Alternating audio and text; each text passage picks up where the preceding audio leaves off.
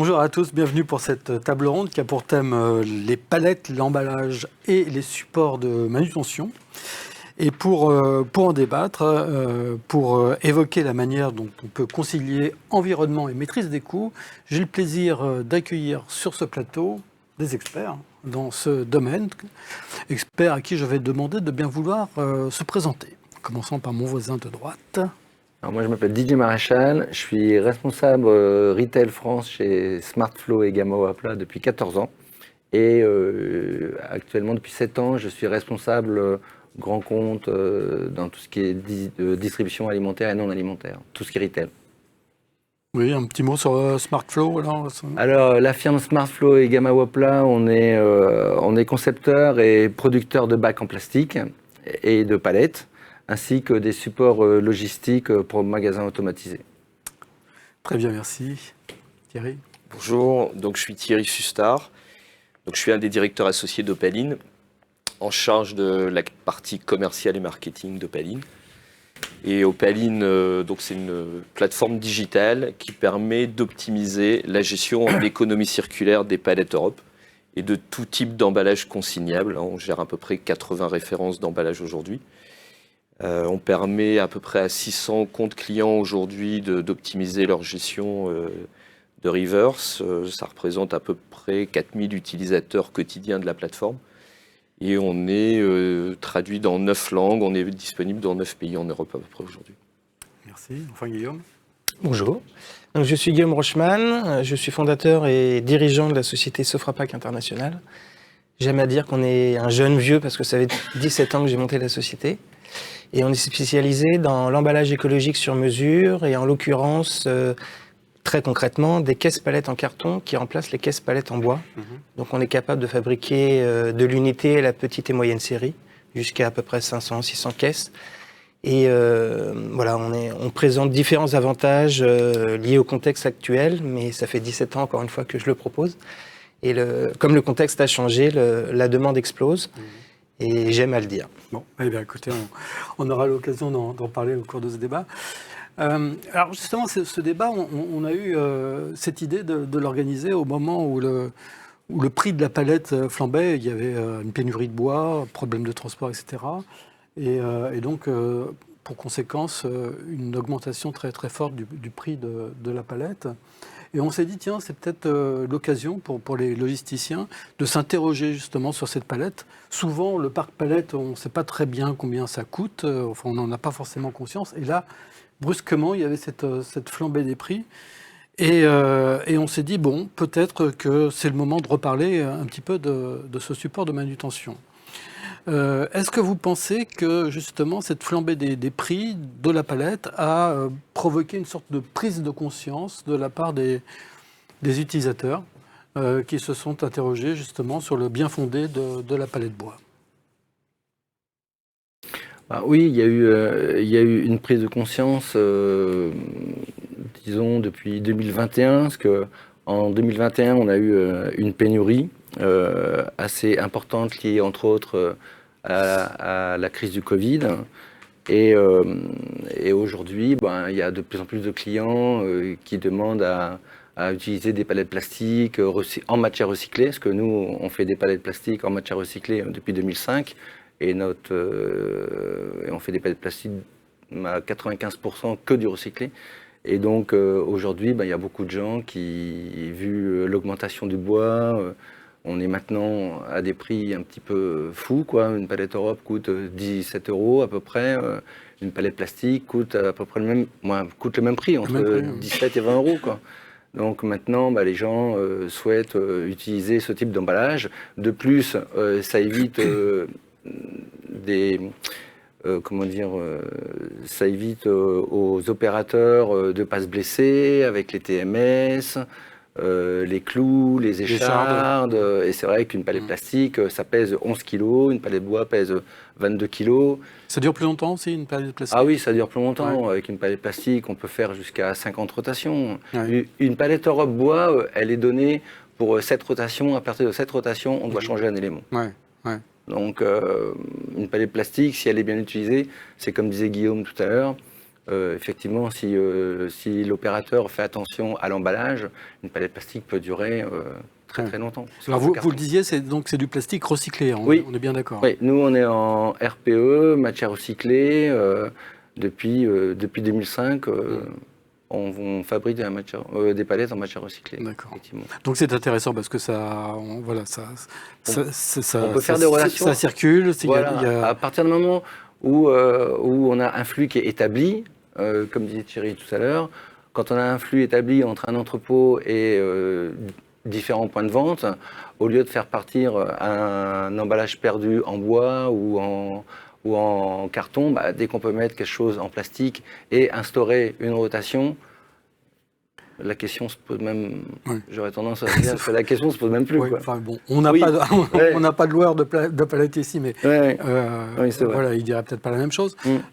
Toujours est-il qu'effectivement, la question se pose, à condition de ne pas perdre les palettes, et c'est là qu'intervient Opaline. Oui, c'est ça, oui. Et puis pour rebondir sur l'enjeu, la prise de conscience, je pense qu'on a connu l'été dernier des industriels qui cherchaient de la palette bois partout.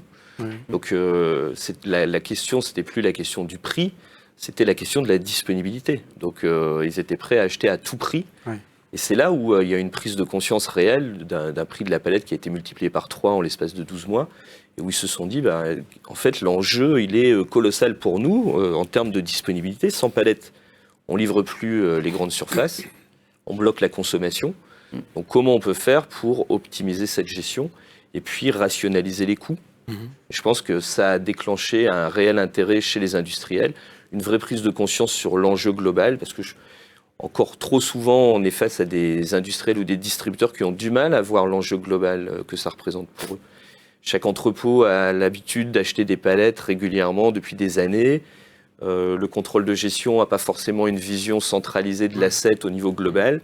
Et quand ils font le travail, ils se rendent compte que en fait, l'enjeu, c'est simple. Un industriel moyen expédie à peu près 1 million de palettes, palettes bois en général, vers la grande distribution. 1 million de palettes, un prix à la palette cet été à 20 €, c'est 20 millions d'euros d'encours sur des assets. Ça représente une dépense colossale pour les entreprises.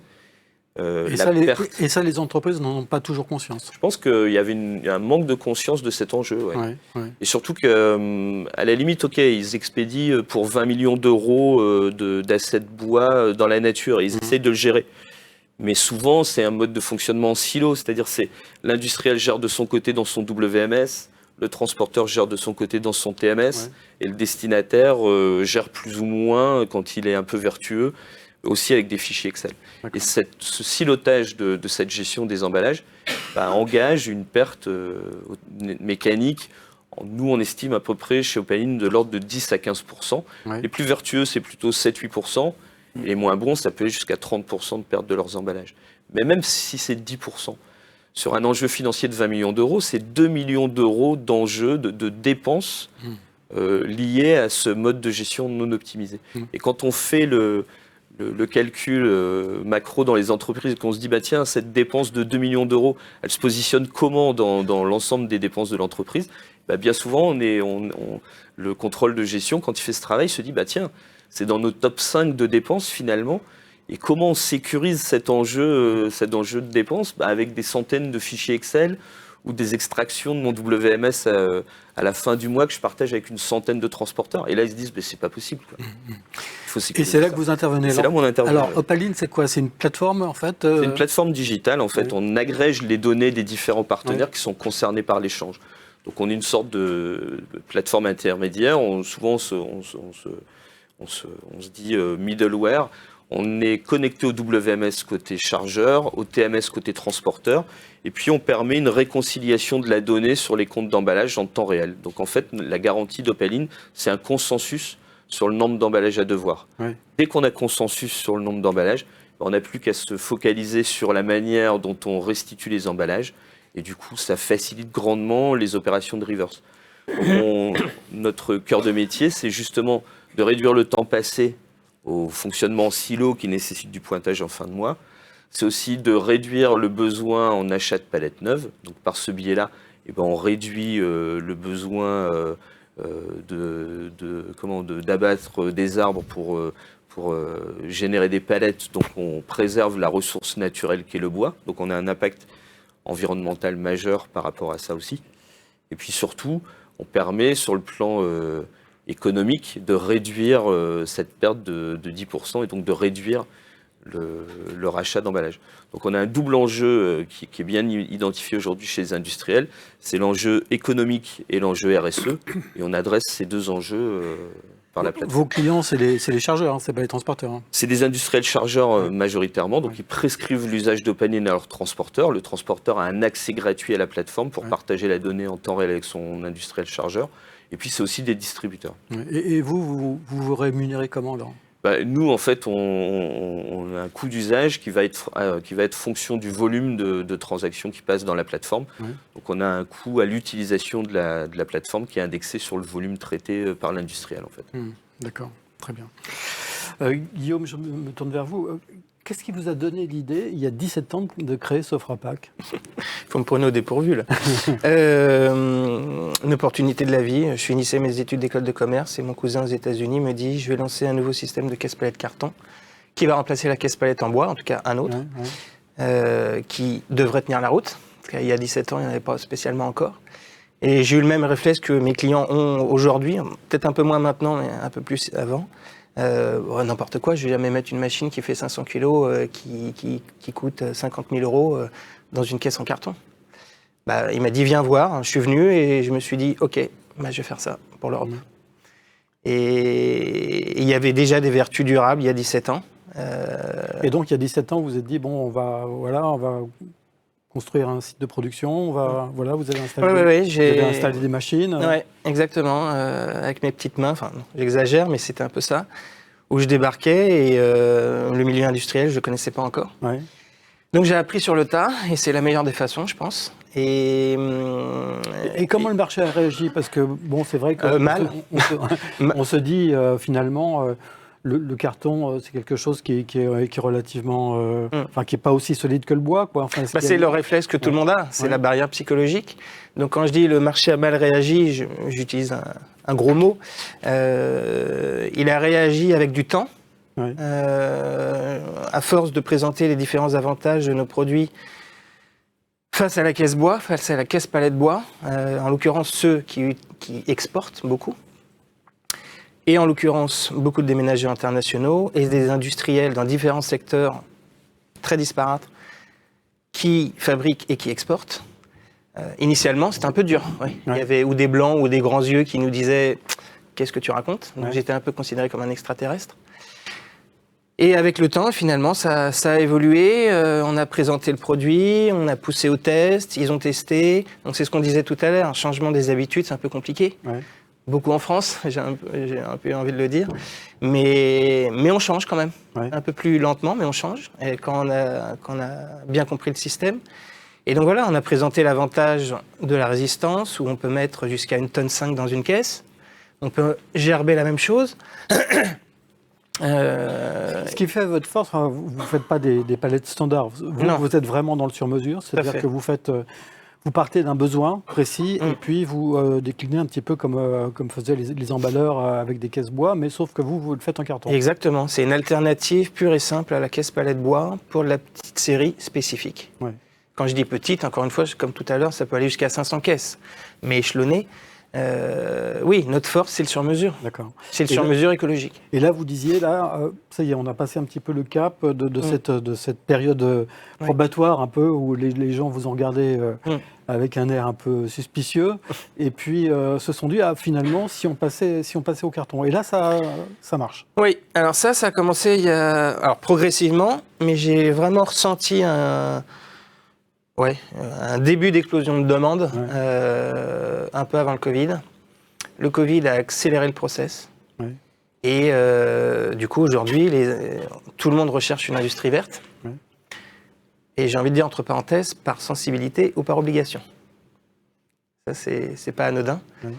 Parce que les industriels, ou par rapport à leur mentalité, par rapport à l'évolution des choses, veulent changer, et veulent faire changer, ou ils ont des clients qui le veulent. Et ils se disent, ok, ce client-là, il recherche plutôt une alternative écologique, on va lui trouver. Vous avez apporté des Oui. échantillons, là, Alors, c'était ça, peut-être pour nous les montrer. Ça, c'était juste pour montrer la matière qu'on utilise. Donc, c'est du triple cannure et c'est la peau de qualité. En gros, à la main, Ouais. vous pouvez essayer. Moi-même, j'y arrive pas. En tout cas, dans un sens. Et ça, c'est un exemple. Et c'est plus léger que le bois. C'est 4 fois plus léger qu'une caisse palette bois. Ouais. Donc, en termes de transport et de transport aérien et de manutention, c'est pas négligeable. Ouais.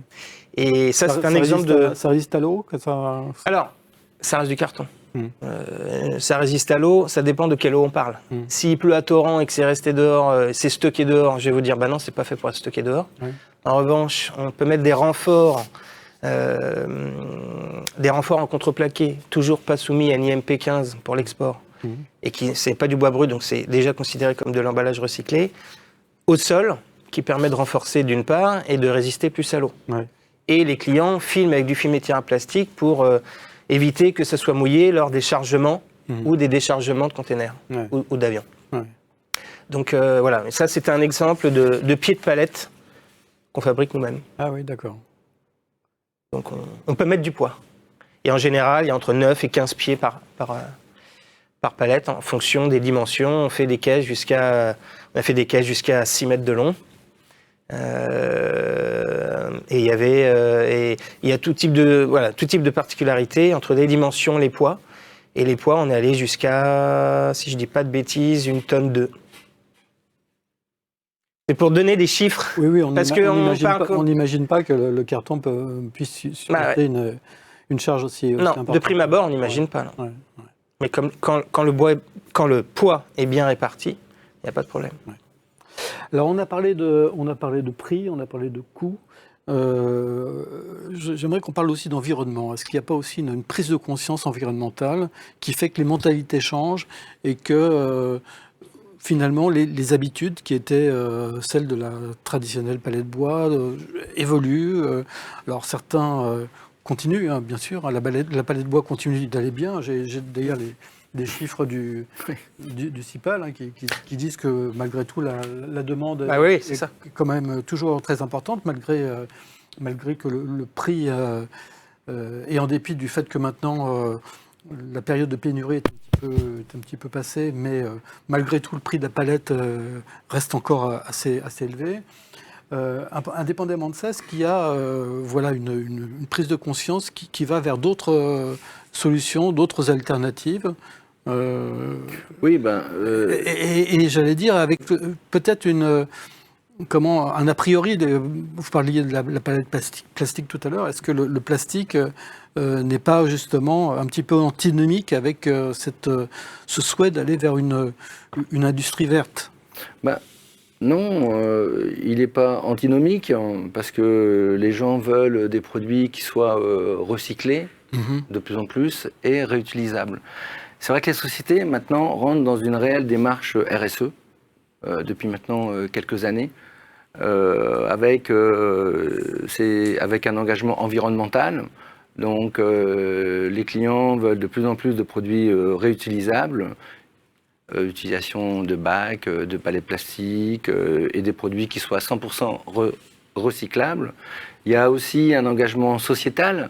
Donc l'humain est au cœur des préoccupations des sociétés actuellement sur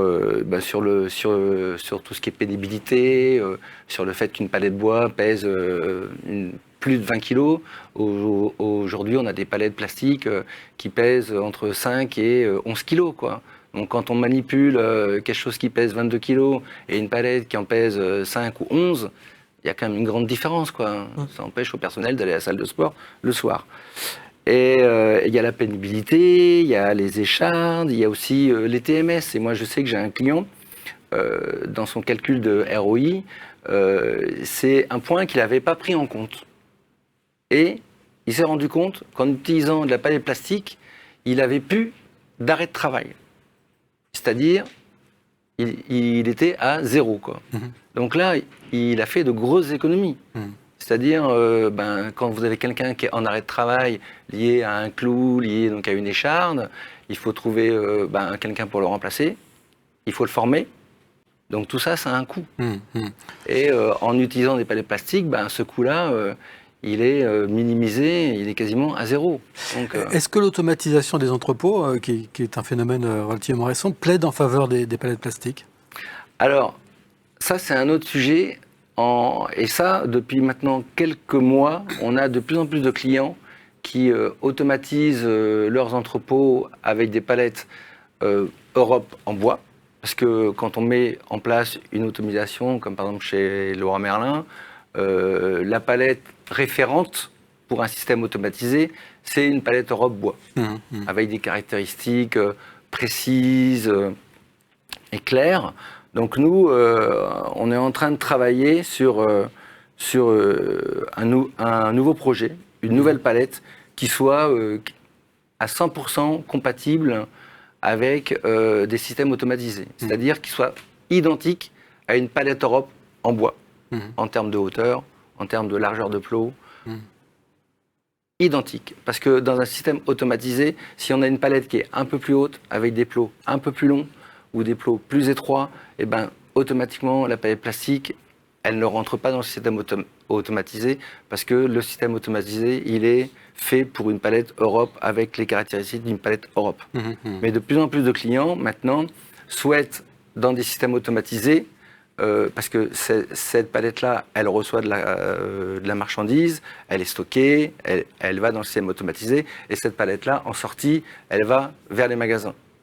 Et maintenant, ce que veulent certains clients, c'est que cette palette-là, elle soit du départ, de la prep, jusqu'au magasin. Donc pour ça, il faut avoir une palette qui soit totalement compatible à une palette Europe pour aller dans le système automatisé. Et après, la palette reviendrait et on aurait une palette qui ferait entrepôt, automatisation, magasin, et magasin, entrepôt, automatisation. On a une idée de ce que représente la palette plastique par rapport à la palette bois en termes de pourcentage? En pourcentage, on a encore de belles années devant nous. Hein. Ouais. Très honnêtement, je pense que la palette plastique à aujourd'hui, ça doit être 7 ou 8% du parc. Ouais. Donc on a encore de belles années, Ouais. je pense. Sur l'aspect environnemental, est-ce que c'est quelque chose qui impacte et Ouais, qui fait qu'on vient vous voir parce que justement il y a des enjeux environnementaux qui sont forts, également des directives aussi et des réglementations qui arrivent. Ouais. Bah oui. Aujourd'hui, quand on adresse un dossier chez Opaline, il y a deux enjeux majeurs pour lesquels les clients viennent nous voir, c'est ROI, RSE. Donc il faut qu'il y ait, et souvent même c'est le RSE avant le ROI. Ils ont vraiment cette volonté de suivre les comportements des consommateurs. Nos clients aujourd'hui en magasin, par exemple, ont toute une partie de leur chiffre d'affaires qui est fait sur des produits reconditionnés. Oui. Il y a de plus en plus les projections de chiffre d'affaires de produits reconditionnés dans les magasins vont de manière très croissante dans les années à venir. Donc ça répond à cette demande des consommateurs. Et puis les salariés des groupes qu'on adresse ont aussi des prérogatives environnementales, sont aussi soucieux du respect de la planète, de la préservation des ressources naturelles. Et par ce biais-là, ils souhaitent aussi optimiser l'usage des emballages dans l'entreprise. Donc ça, majoritairement, quand un dossier est présenté aujourd'hui en comité de direction, il y a l'environnement qui joue. Donc aussi le respect la baisse toute la partie sociétale des personnes sur les risques, etc. Et puis forcément, si c'est allié à un enjeu économique, c'est mieux. Donc il y a cet aspect-là, il y a la demande forte des consommateurs, il y a le marché qui veut ça, l'économie circulaire, et puis il y a des réglementations obligatoires vers lesquelles on va. En France, la loi AGEC qui impose aux industriels le réusage de leurs emballages en économie circulaire, ouais. Anti-gaspi pour une économie circulaire. À partir de 2025, c'est ça? C'est ça, ouais, avec une éco-contribution à payer par les industriels qui ne penseront pas de manière en économie circulaire la gestion de leurs emballages. Donc ça aussi, ça les engage à aller vers des maîtrises justement de cette boucle d'économie circulaire sur laquelle... On travaille avec Opaline sur l'emballage tertiaire. La palette Europe, c'est l'emballage commercial ou l'emballage tertiaire. Donc ça vient en 3e position dans la liste des emballages. Mais c'est un pool qu'il faut réutiliser. Les industriels et les distributeurs perdent beaucoup de palettes. Enfin, il y a une perte qui est assez importante. Une bonne maîtrise, c'est ce que je vous disais tout à l'heure. Une bonne maîtrise, c'est 5 à 7% de perte. Ouais. Et puis, souvent, des distributeurs, entre leurs entrepôts et leurs magasins, considèrent que c'est en circuit fermé. Ouais. Et puis, du coup, c'est moins contrôlé. Et là, de ce qu'on constate quand on déploie Opaline, on peut se retrouver avec une perte d'emballage de 30%. Ouais. Donc, ce qu'on arrive à faire avec cette gestion coopérative des palettes Europe, c'est que on jugule cette perte parce que par une bonne connaissance de la data, on sait identifier avec des outils de supervision les zones de rétention et du coup les stocks d'emballage disponibles. Et plutôt que de racheter à tout prix des emballages pour répondre à un besoin d'expédition, on va mobiliser ces ressources disponibles pour mieux réutiliser ses propres agrès. Donc on est vraiment dans cette logique d'économie circulaire et d'optimisation de l'usage des propres assets sur la palette bois, mais on a beaucoup de clients en palette plastique également. Pourquoi pas demain, alors Guillaume disait que là sur son business, c'est des emballages non réutilisables ou que pour une faible partie, mais on pourrait envisager, pourquoi pas aussi, d'optimiser Des palettes carton. la boucle circulaire des Enfin, palettes carton. les emballages carton. Tout à fait. Ouais. Quoi, vous êtes présent dans différents pays. Comment ça se passe ailleurs? Exactement de la même manière. Ouais. Donc c'est toujours ce mode de fonctionnement siloté, où chacun gère de son côté et du coup a du mal à optimiser la boucle circulaire de ces emballages. Donc vraiment la clé, c'est ce qu'on déploie en France mais aussi à l'international, c'est une information partagée entre les partenaires et au plus près possible du temps réel. Ouais. On garantit cette qualité de la donnée et de plus en plus aujourd'hui les industriels ont des circuits logistiques qui sont complexes. Parce que justement, pour alimenter un entrepôt automatisé, il faut passer par un réparateur de palettes. Donc ça fait une boucle physique supplémentaire. Pour éviter de transporter de la palette bois, les consciences évoluent aussi. Aujourd'hui, un industriel se dit que faire remonter un camion à travers la France avec 500 palettes bois dedans pour répondre à une demande de production, c'est une ineptie sur le plan environnemental. Et de plus en plus, ils font appel à des solutions de relocalisation. Donc à nouveau, c'est un circuit physique qui est plus complexe, où un transporteur va déposer chez un spécialiste dont le métier c'est de relocaliser, des solutions qu'on connaît bien sur le marché, comme Palbank ou Paki, qui sont vraiment complémentaires à l'offre Opaline et qui vont permettre d'être plus vertueux aussi sur la relocalisation des emballages. Et quand on dit boucle plus complexe, à nouveau, la clé c'est une bonne qualité de la donnée. Donc on a vocation aussi à retracer, on réconcilie tout le flux physique avec le flux informatique en fait. Plus le flux est complexe, plus on a vocation à retracer le flux. Guillaume, vous ressentez vous, ce changement d'état d'esprit des consommateurs et donc de vos clients industriels? Oui, c'est un peu ce que je disais. Je l'ai bien ressenti. Je l'ai ressenti progressivement. Ouais. Déjà, à l'époque, je l'ai bien ressenti en premier dans les pays scandinaves, pas en France. En France, ça arrive, et ça arrive bien maintenant. Les mentalités changent. On recherche de l'industrie verte, on recherche des alternatives pour le prix, pénurie bois, pour la disponibilité, pour la réactivité, et aussi pour des vertus environnementales. Donc oui, je le ressens bien. C'est pour ça que la demande augmente. Et aujourd'hui, en tout cas jusqu'à aujourd'hui, les industriels dans mon secteur qui devaient envoyer une dizaine de machines à l'étranger n'avaient pas d'autre solution que utiliser de la caisse bois. Ouais. Donc ça progresse lentement, mais ça progresse. Mais les mentalités changent, oui. Ouais. Je le vois, je le sens, les chiffres le prouvent, et c'est bien. Mais ça, c'est que le début. Alors, je vais arrêter de vous poser des questions parce qu'on me dit que, on me fait signe là qu'au niveau de la régie, ça explose complètement. Donc, je vais demander à Hervé de nous poser les premières questions. Il y a énormément de questions qui arrivent. Oui, bonjour Jean-Philippe, bonjour à tous. Alors pour commencer, est-il possible de construire des palettes à dimensions spécifiques, donc dans ce cas précis 110 par 130, et qui gèrent 1,5 tonnes de charge? Alors, Moi, oui, mais alors on va... c'est un peu mon cœur de métier. Alors après, s'il s'agit que de la palette, c'est un peu ce que je disais tout à l'heure quand on était ensemble. Faut voir le contexte, faut voir les quantités qu'il faut voir pourquoi elles servent. Ouais. Mais fabriquer de la palette spécifique, c'est un peu mon métier. Ouais.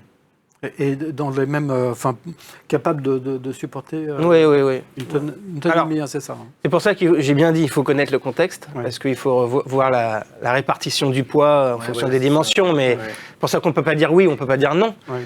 A priori, oui, mais ça reste à vérifier. Ouais. Voilà, mon cœur de métier, c'est les caisses palettes carton sur mesure. Donc je sais, a fortiori, fabriquer des palettes hors normes, il faut voir le contexte. Ouais. Didier. C'est 1100-1300 le format demandé? Oui. 30. Oui. Ouais, c'est ça. Ouais. Nous, on a en palette plastique, on a du 1200-1200. 1100-1300, on a une palette plastique. Après, c'est comme disait Guillaume, Faut voir. ce genre de tonnage, c'est possible. Oui.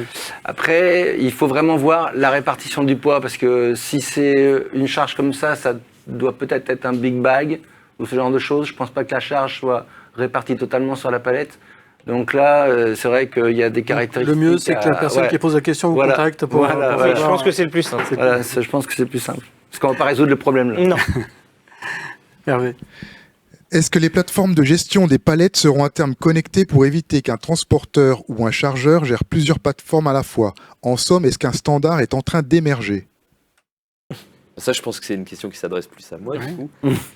Aujourd'hui, sur la gestion des emballages, Opaline, c'est le seul outil métier connecté et interfacé avec les différentes solutions du marché. Donc oui, on a vocation à s'interfacer avec tous les systèmes de relocalisation qui existent. Ouais. C'est déjà le cas avec PFM Palbank, c'est en discussion avec d'autres. L'idée, c'est que Opaline soit le cœur de maîtrise de la data chez l'industriel, et puis qu'à chaque fois qu'il y a un flux physique de relocalisation, cette donnée, elle soit centralisée dans Opaline. Bon.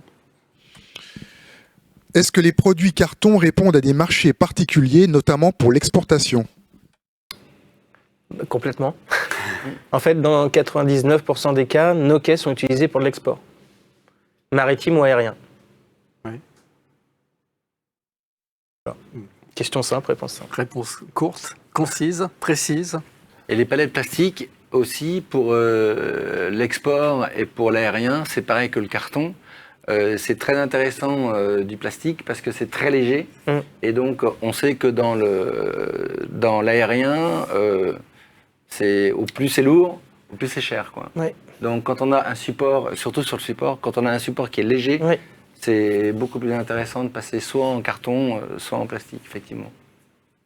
Je confirme. Merci, Guillaume. De rien. Peut-on gérer de la poudre dans les caisses carton, évidemment avec un film plastique à l'intérieur? Ça intéresse, hein, les caisses carton. Hein, Oui.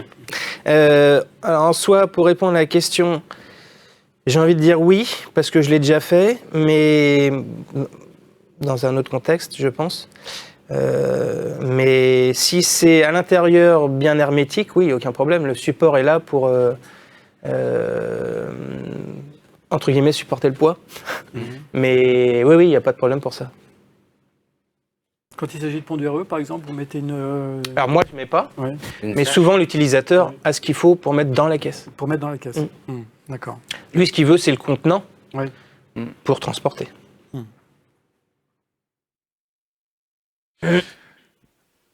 Quels sont aujourd'hui les vrais avantages différenciateurs du plastique par rapport au bois? Ça, c'est pour moi, je pense. Oui, je pense.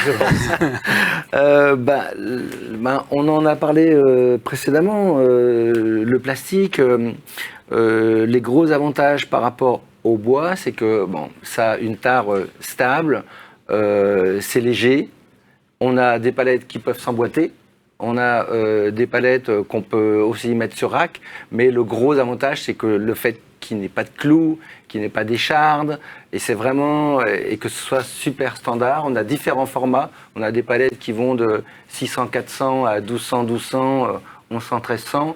On peut vraiment mettre tout type de charge. Et surtout, on a eu beaucoup de succès il y a de ça quelques années, encore maintenant, sur tout ce qui est palette emboîtable. Parce qu'on n'en a pas parlé, mais l'emboîtabilité dans le transport, on peut, par exemple, on a un modèle de palette où on peut mettre jusqu'à 1500 palettes dans un camion. Mais tu parles Emboîtable. tu parles que de palettes, oui. Ouais, que de palettes plastiques. On peut mettre jusqu'à 1500 palettes emboîtables dans un camion, alors qu'on met 528 palettes Europe dans un camion. Donc, Parce que les plots, c'est... ouais, ça s'emboîte. Ouais, En fin de compte, tu as la palette qui s'emboîte. On fait des piles de 45 palettes sur une hauteur de 2,40 m. Donc, c'est vrai que en termes de transport, une palette emboîtable peut voyager très facilement, contrairement donc, à une palette bois Europe. Mais on a tout type de forme. C'est bien, les questions sont précises et les réponses également très précises. Il n'y a pas de... On essaye. Il n'y a pas de débat. Comment vont se comporter les différents matériaux, bois, plastique, carton, vis-à-vis de la REP emballage industriel? REP, emballage Je ne industriel. connais pas celle-là. REP. Qu'est-ce Là, c'est Alors, une la question personne qui a posé la question n'a pas précisé, je ne sais pas si elle parle d'une réglementation. européenne, quelque chose, mais là... Si la personne qui a posé la question peut être un petit peu plus précise sur le... Je ne sais pas si c'est un lien avec l'export. REP, ça me dit rien. Là, comme ça, moi non plus. Première fois que je l'entends.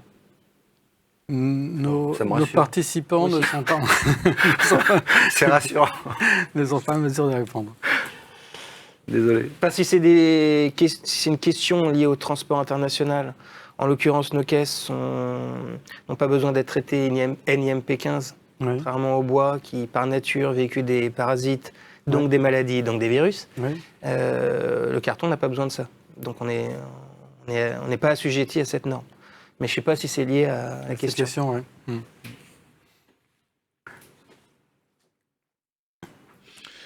Existe-t-il une autre solution qui pourrait remplacer la matière carton et le plastique, par exemple la fibre de bambou ou une autre matière? Alors ça faisait partie des questions que j'avais l'intention de poser. C'est comment vous voyez le marché évoluer? Est-ce qu'il y aura est-ce qu'on peut s'attendre à d'autres matériaux, en particulier des matériaux qui sont, enfin ce qu'on appelle les biomatériaux en fait.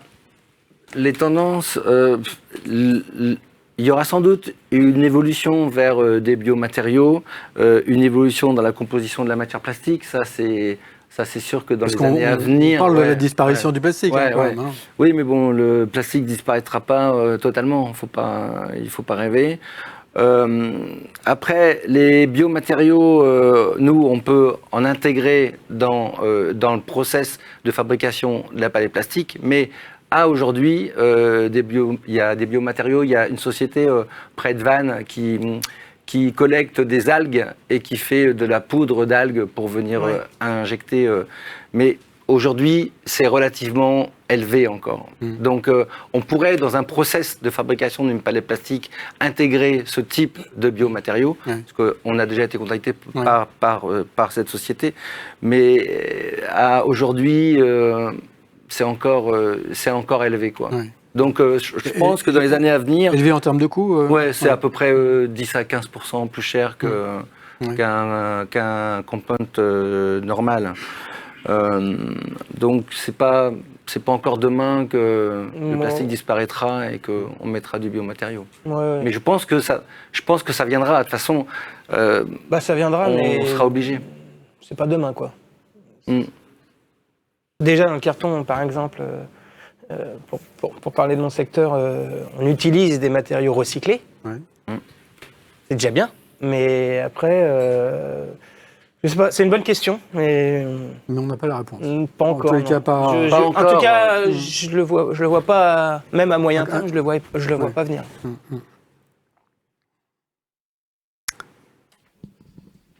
Juste une petite précision. Donc, REP, c'est la responsabilité élargie des producteurs.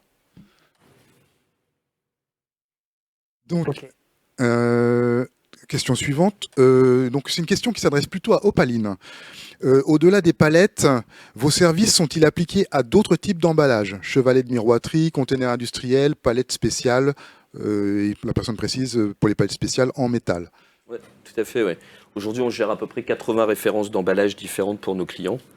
C'est vrai que la star, c'est la palette Europe, mais on gère, comme je le disais, de la palette plastique, du bac, du roll métal, de la palette métal réutilisable aussi pour certains de nos clients. Donc on gère tout un tas d'emballages. extrêmement variés. Dès l'instant que cet emballage fait l'objet d'un échange avec un tiers, il a vocation à être piloté dans Opaline. Ouais.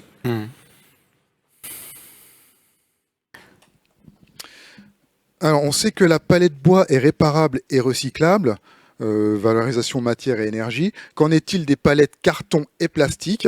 Sont-elles réparables? Et quelles sont les filières de recyclage? Très bonne question. Commence. Vas-y. Oui.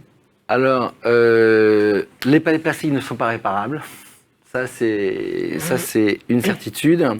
Par contre, elles ont vocation, si elles sont utilisées si elles sont correctement utilisées, elles ont vocation à faire beaucoup plus de rotation qu'une palette bois Europe. Combien de rotations on peut en moyenne?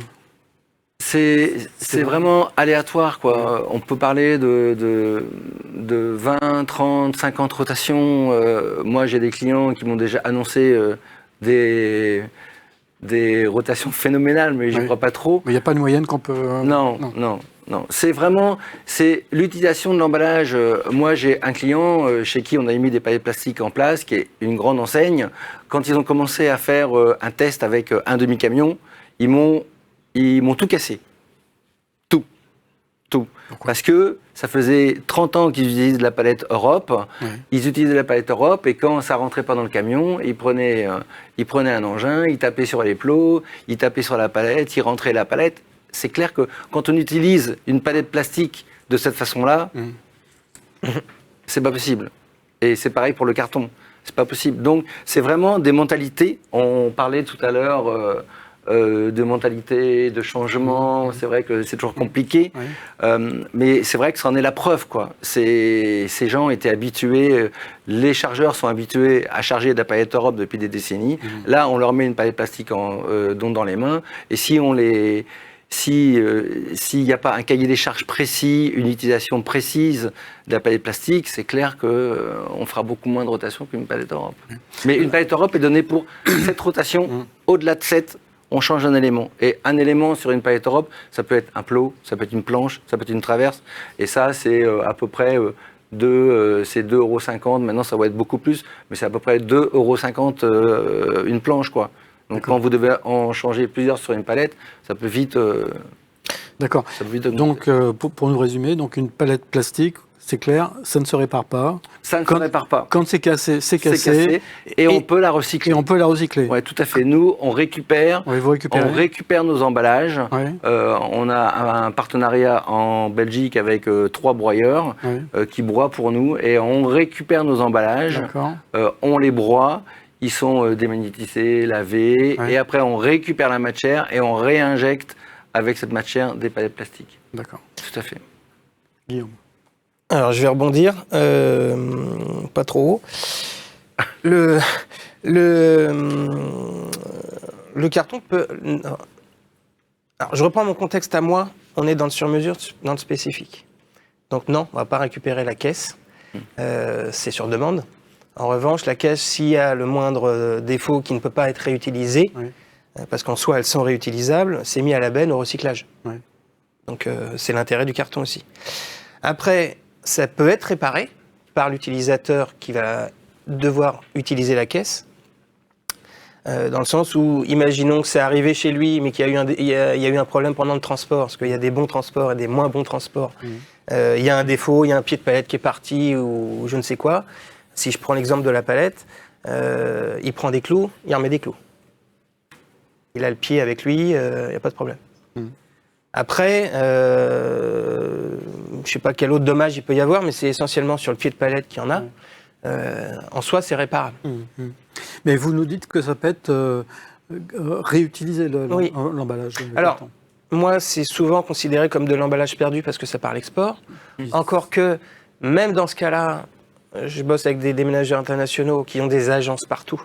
Résultat, je prends l'exemple, quand ça va de Paris à New York, l'agent renvoie de la marchandise dans la même caisse. Tout est relatif à la délicatesse du transporteur. Je reviens toujours au même sujet. Mais en soi, c'est réutilisé, oui. Et me posez pas la question, je vous vois venir, combien de rotations, j'en sais rien. J'en sais rien parce que ça va dépendre de comment c'est manipulé. Mais en soi, c'est du remis à spécifique. plat Ouais. et parce que c'est stocké, c'est livré et stocké à plat.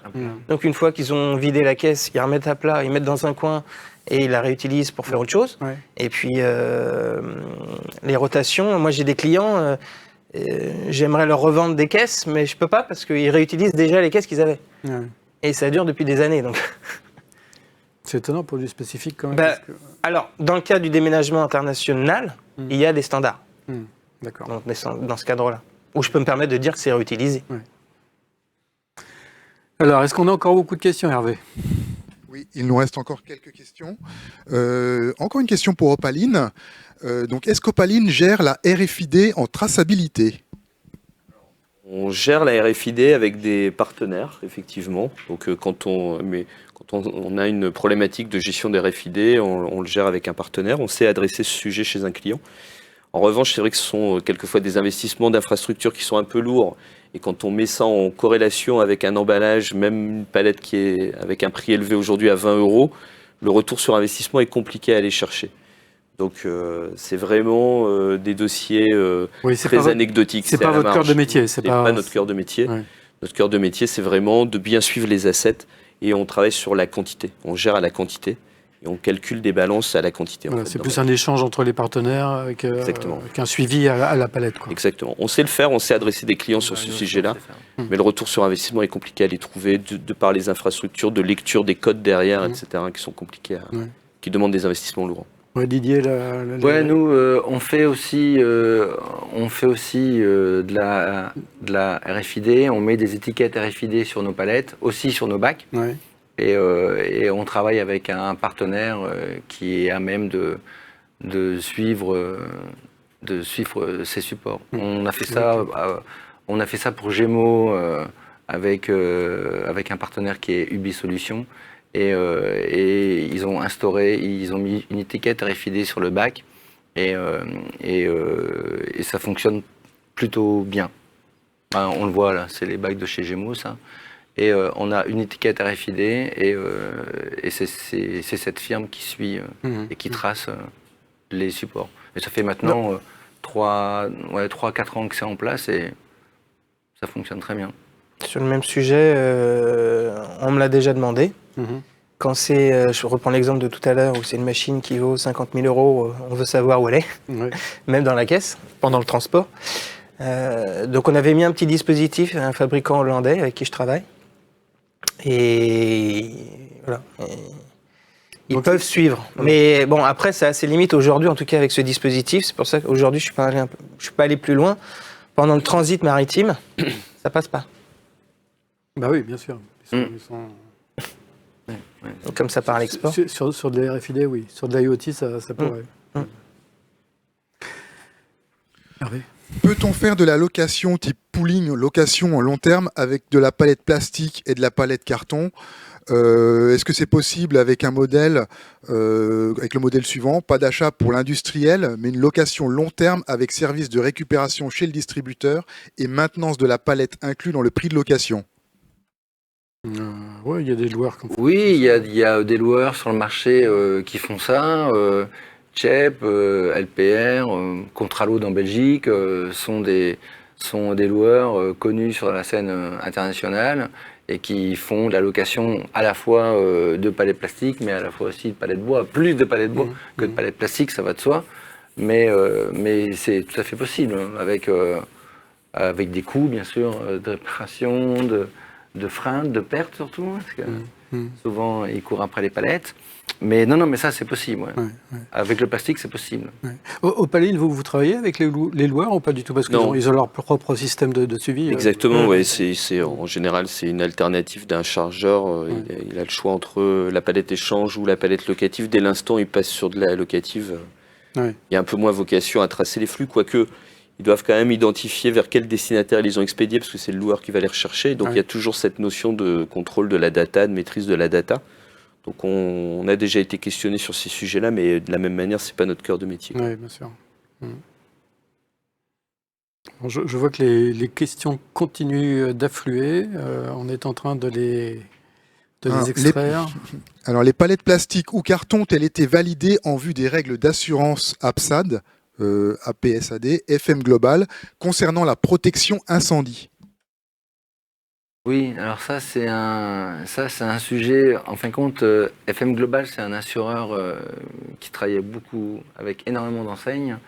Et c'est vrai qu'il demande à avoir des spécificités au niveau du plastique pour le stockage des palettes. Oui. Et nous, on essaye là d'être en contact avec FM Global parce qu'on a beaucoup de nos clients qui nous demandent ce genre d'assurance. Oui. Mais justement, moi, j'ai jamais eu la demande. C'est vrai. Donc ouais. Alors après, ça reste des petites séries. Mais Ouais, bon. ouais. Mais FM Global est très implanté chez donc les retailers. Oui, c'est pour ça. Ouais, ouais. Donc je ne suis pas spécialement concerné. Hervé? Quel est, entre la palette carton et la palette plastique, le moins émissif en termes de CO2 pendant sa fabrication? Le traquez-vous et est-ce une demande de vos clients de plus en plus présente qui peut orienter leur choix final en dehors du prix? Je veux bien commencer.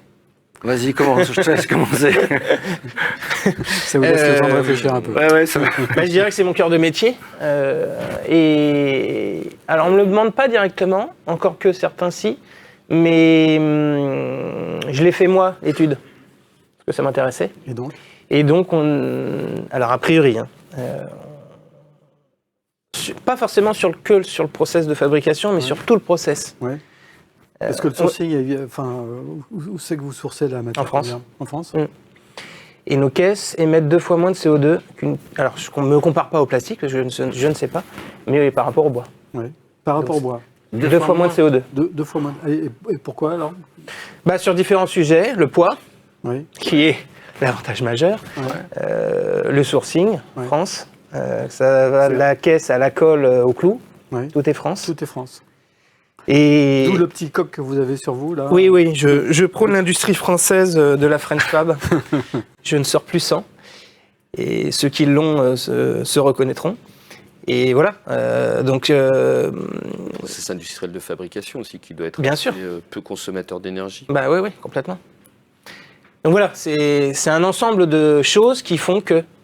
Et c'est encore une fois notre cœur de métier. Très bien. Alors, moi, en ce qui me concerne, c'est une très bonne question. Oui.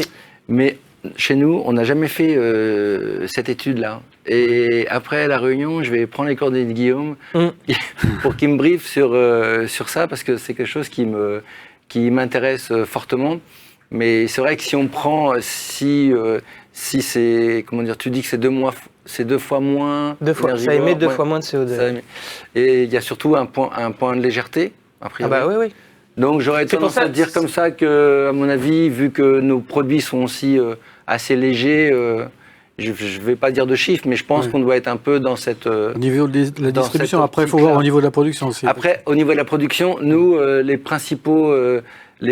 principaux fournisseurs de matières recyclées sont en Belgique, donc chez nous, aux Pays-Bas et en Allemagne. Donc, en termes de sourcing, on doit être pas trop mauvais non plus. Je pense que c'est quelque chose qu'on va... Après, il y a le process de fabrication aussi. Alors nous, en process de fabrication, on utilise beaucoup, parce qu'une palette plastique, c'est de l'eau, de la matière et d'électricité. Donc, en termes d'électricité, on est quand même... on a eu des grosses augmentations là, sur l'année 2021-2022. On a multiplié par 3 les montants d'électricité. Je pense que ça risque de continuer sur 2023. Puis ça va dépendre... Mais je prendrai les coordonnées de Guillaume. Vous pouvez dire à cet auditeur que je prendrai ses coordonnées et puis qu'il aura la réponse. Et qu'il aura la réponse. Parce qu'un des aspects aussi, et c'est valable aussi pour toi, ce que tu l'as dit, ça dépend aussi des matériaux que tu utilises. Oui. Et en l'occurrence, on utilise du carton recyclé, donc ça aide au process. Oui, non mais c'est sûr. Non mais c'est quelque chose d'intéressant. Alors il nous reste 5 minutes, on va prendre encore une question. Une dernière question. Est-il rentable de réparer des palettes EUR ou perdues pour une plateforme de transport? Alors, des palettes EVR, c'est des palettes Europe, Ouais. comme tout le monde le sait. Rentable, c'est comme j'ai dit tout à l'heure, rentable, oui et non. Ça a un coût. Ça a un coût. Une palette perdue, ça n'a aucun intérêt, parce que, d'où son nom, c'est léger, et puis on met sa came dessus, et puis ça part, et on ne revoit pas la palette. Une palette Europe, elle est censée, sur un tableau noir, faire des rotations. Là, effectivement, ça se répare, mais c'est pas donné, quoi. C'est assez coûteux. Après, sur le plan environnemental, c'est louable. Oui. C'est vertueux de faire réparer une palette bois plutôt que de consommer une palette Ah oui. neuve. Ouais. Forcément. Ah oui, non, mais ça. Bah, c'est tout l'enjeu du sujet. Mais justement, j'allais vous poser cette question, ça sera la conclusion. Donc, est-ce qu'on peut vraiment concilier les contraintes environnementales, tout ce qui concerne l'environnement et les coûts? Est-ce qu'on peut être à la fois écolo et réaliser des économies, en quelque sorte? Ouais, vas-y. Sur la palette bois, c'est vrai que la palette bois, la palette Euro, elle est fabriquée avec du bois, avec des forêts qui sont maîtrisées, une production qui est maîtrisée. C'est pas des chaînes centenaires qu'on abat pour fabriquer de la palette bois. C'est du bois de clairbois. Après, je suis pas spécialiste du sujet, mais c'est vertueux pour l'environnement parce que c'est dans le cadre d'un cycle de réutilisation, quand on essaye de prolonger son cycle de vie, ben, ma foi, ça préserve la ressource naturelle. Ouais. Le à condition que les développement grumes ne viennent pas aussi de trop loin, quoi. Oui, tout à fait, effectivement. Oui. Mais sur la palette bois, c'est quand même fabriqué dans des rayons très proches. C'est une économie très locale, souvent qui est vendue dans des rayons de 200 km autour. En tout cas, pour la majorité des fabrications françaises, c'est fabriqué en France, c'est vendu dans des rayons de 200 km autour. Donc, c'est vrai que c'est vraiment un des piliers de l'économie circulaire, la palette bois. Donc oui, ça concilie la préservation de la ressource naturelle. La progression de la forêt en France aujourd'hui est supérieure aux besoins de consommation de palettes des industriels, il faut le savoir. Donc il y a un renouvellement progressif quand même de la forêt. Et ça répond aux deux contraintes environnementales et économiques, ouais. D'accord. Clairement. Moi, je pense qu'en ce qui me concerne, le bois, je ne suis pas tout à fait d'accord avec toi.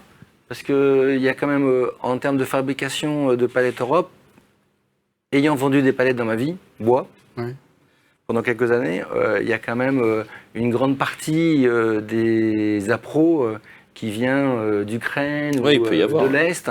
Donc c'est vrai que... Peut-être un petit peu moins en ce moment. Un petit peu moins donc en ce moment, d'où peut-être cette tension sur les marchés. Mais sur la palette Europe neuve, par exemple, tout venait sur des plateaux. Tu avais le plateau, tu avais les semelles, et les gens qui fabriquent de la palette Europe neuve, ils viennent simplement clouer donc les deux ensemble, quoi. Donc c'est peut-être pas très écologique quand même. Bon, après, moi j'en ai vendu, donc je sais de quoi je parle. Et c'est vrai qu'il y avait quand même, en termes de transport, c'est pas top, quoi. Alors que, bon, nous, la matière qu'on utilise, on est sur de l'HDPE en matière recyclée. On a des appros qui sont relativement près de chez nous. Donc, on ne va pas chercher notre matière à des milliers de kilomètres. Donc, ça, déjà, c'est quand même vertueux. Et puis, à aujourd'hui, on essaye aussi de mettre en place de plus en plus une matière